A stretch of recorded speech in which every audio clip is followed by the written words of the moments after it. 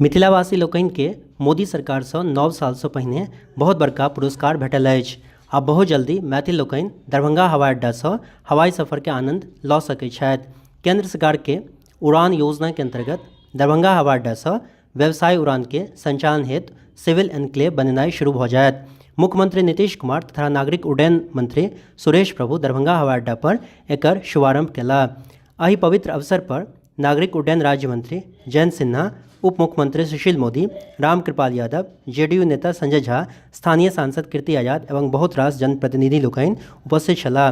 करीब 100 करोड़ टकाक लागत सँ बनि रहल ई टर्मिनल निर्माण जून मास धरि पूरा हेबाक उम्मीद कयल जा रहल अछि।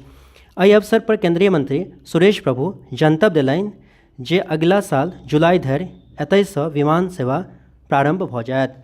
अखन रनवे छोट बनाओल जायत, बाद में रनवे के विस्तार कयल जायत।